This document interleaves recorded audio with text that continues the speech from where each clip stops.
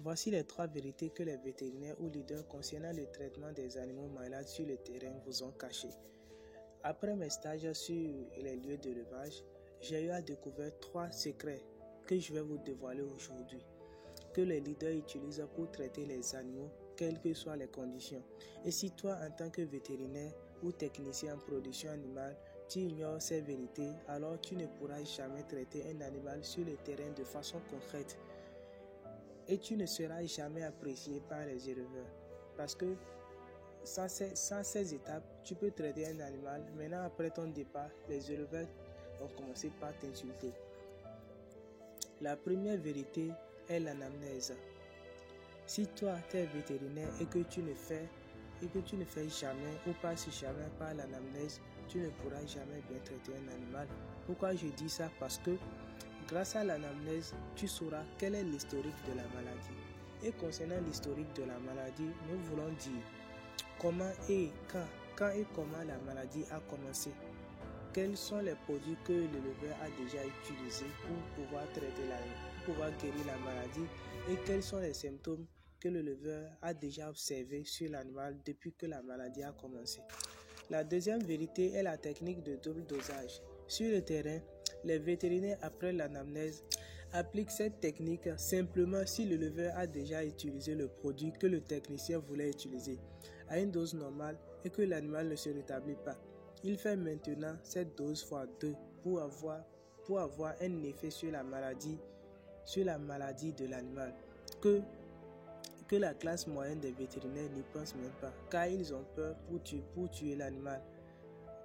Or, l'animal est déjà mourant. La troisième vérité ou bien la troisième technique est l'abandon. D'après le dictionnaire, l'abandon, c'est le fait d'abandonner. Maintenant, les gens vont commencer, ou bien les leaders qui me suivent vont commencer par se demander, mais abandon, est-ce que ça c'est une technique? Je pense que c'est la meilleure des techniques pour pouvoir garder en tant que vétérinaire sa personnalité. Je dis bien sa personnalité. Pourquoi? Parce que le vétérinaire, une fois chez l'éleveur, et qu'il constate que l'éleveur a déjà utilisé le produit qu'il voulait utiliser à une dose maximum que même toi en tant que technicien ou vétérinaire tu ne pourras jamais utiliser. Dans ce cas, le vétérinaire lui ne se contente plus de traiter l'animal. Il abandonne le traitement, soit disant qu'ils vont d'abord écouter l'effet des produits que l'éleveur a déjà utilisé. L'effet des produits que l'éleveur a déjà utilisé. Et je dis bien, cette technique n'est utilisée que par les leaders en traitement des animaux. Dans le cas contraire, la classe moyenne se dira non, je dois faire quelque chose. Non, ça ne se passe pas comme ça parce que le terrain ou bien la santé animale n'est pas comme votre copie de composition.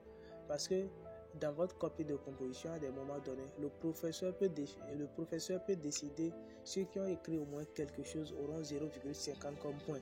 Mais avec la santé, on ne fait pas quelque chose pour avoir quelque chose. Avec la santé des animaux, soit tu fais, soit tu ne fais pas. Voilà ainsi les 3 vérités que j'ai découvertes sur le terrain. Et croyez-moi les amis, pour ceux qui sont les vétérinaires ou bien les techniciens sur le terrain concernant le traitement des animaux malades, analysez bien ces techniques. Vous allez voir que ces techniques, nous les ignorons. Nous, les vétérinaires de la classe moyenne, nous ignorons ces 3 techniques.